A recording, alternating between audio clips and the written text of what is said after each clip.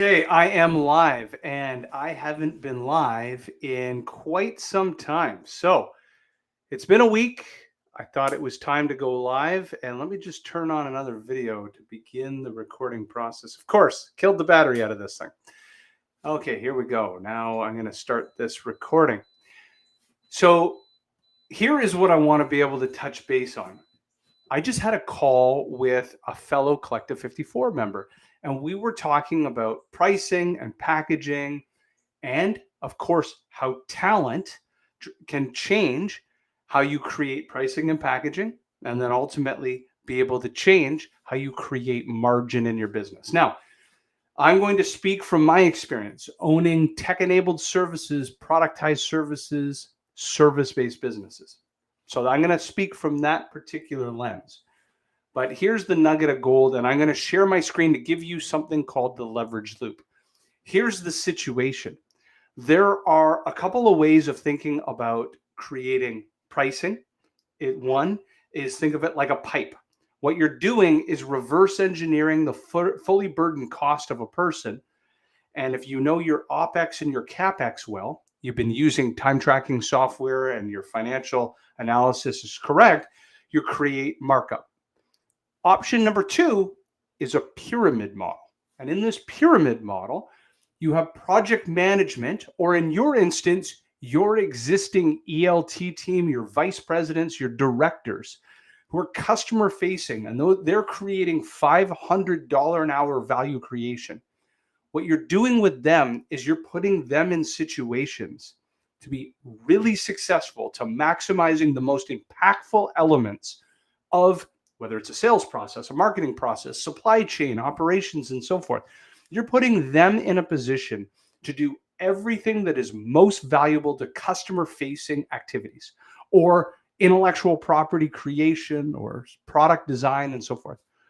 Everybody underneath is leveraging, and you're leveraging offshore talent to hyper accelerate the value creation of that ELT team member or that VP or that director. Because what you've done now is you've removed what we call all the $5 an hour tasks out of their hands. So I'm going to make this real for you as an example. You are a founder who has now created a sales team of maybe a few people. You basically have like a player coach, somebody that is a director or vice president in your company, but for the most part, they're closing all the business. So you want to make sure that as that player coach, the only task, if you look at a sales process, you're removing any task that is not extremely valuable to the point of being worth $500 an hour. Those $500 an hour tasks, as an example, in sales are qualification, discovery qualification criteria. They're running, as an example, a medic qualification. They are very hypersensitive to who shows up on the call. Did the buying committee come to the call? Who didn't show up on the call? Why aren't they on the call? Do they qualify using medic criteria? They're doing demo discovery. Okay, so they are segmenting and they are prioritizing accounts based on what happens on that call. That's something very difficult to teach. That comes with experience. That's worth $500 an hour.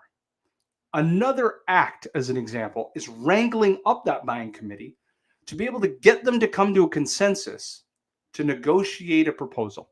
Again, that's another act that's worth $500 an hour. But all the other acts that happen, from the creation of a total addressable market map of accounts and contacts and enriching those contacts with phone numbers and email addresses and LinkedIn profiles, and then loading them into HubSpot or Salesforce, and then engaging in prospecting activities that are digital in nature and behind the scenes through email and LinkedIn, or maybe even telephonics. You can offshore that. Then you book the meeting, all the back and forth with the prospect to book a meeting. Everything I just described, $5 an hour task. Now the demo and discovery happens. That's a $500 an hour value creation. But what about the notes from the meeting? Putting it in HubSpot, organizing it, moving a deal through a deal cycle, deal stages in HubSpot or Salesforce. Again, back to $5 an hour.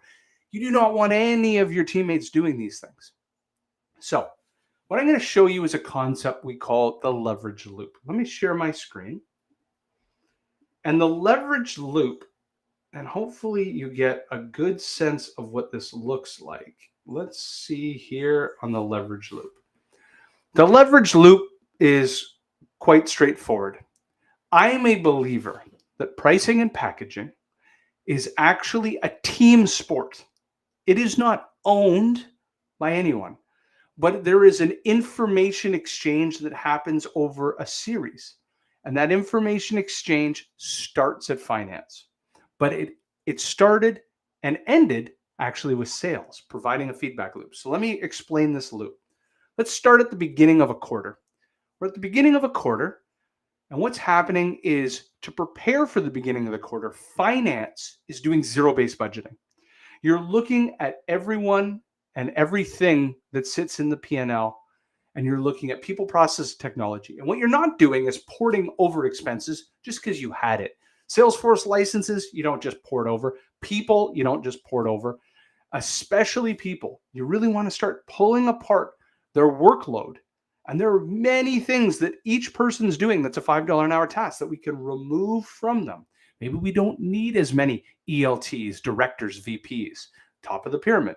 But what we can do is layer in less expensive resources to accomplish supporting those really expensive resources. So before the quarter, you're pulling everything out of your P&L and you're arguing for what's called zero-based budgeting. Should we even have this expense? If so, let's pretend it didn't exist. Let's argue in, do we need that many licenses? Do we need that much real estate? Do we need all these tools and trinkets? And is everyone optimized with their time, or can we remove certain things and hire less expensive resources and so forth? Now what happens is finance is informing, are we, as an example, optimized for gross margin? The best way to do this is to pull apart two things.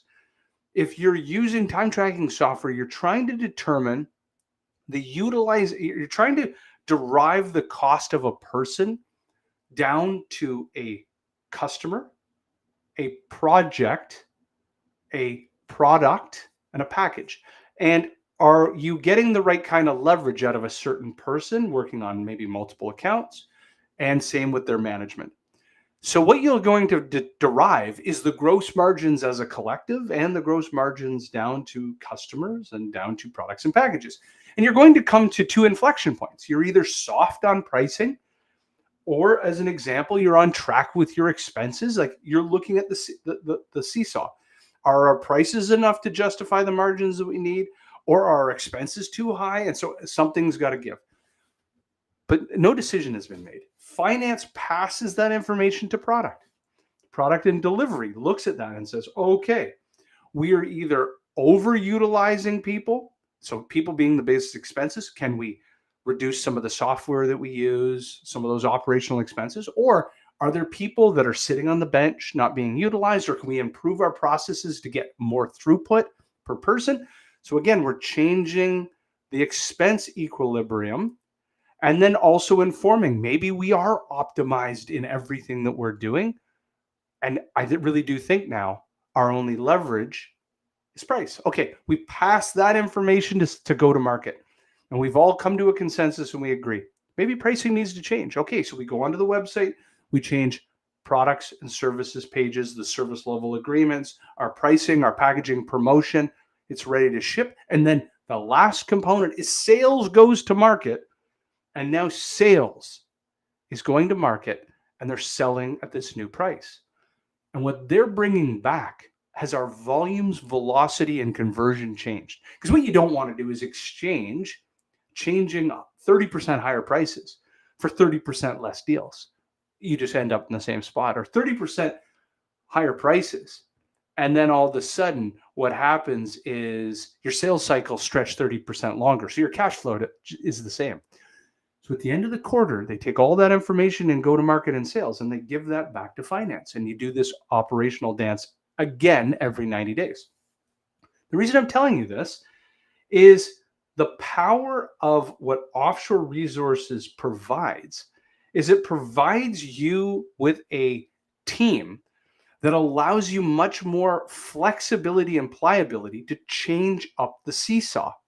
What ends up happening is if you have and you're straddled with the pyramid, it doesn't look like a pyramid, but it's actually more like a pipe. You can't adjust and tack and weave and alter your operational expenses. So your only optionality is to change pricing. But is your pricing elastic enough to be justified by the customer? And if it's not, then what's going to happen is all that information is going to flow downstream. You're going to get to sales. Sales is going to struggle creating lead flow, or they're going to struggle converting, or their deals are going to stretch infinitely long, and you just horse traded money. So I hope that it helps. And this was the conversation I was just having with a customer. This is what offshore sales and marketing resources allow you to do. It completely changes your cost of customer acquisition.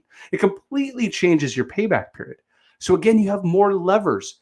You can throttle people up and down easier.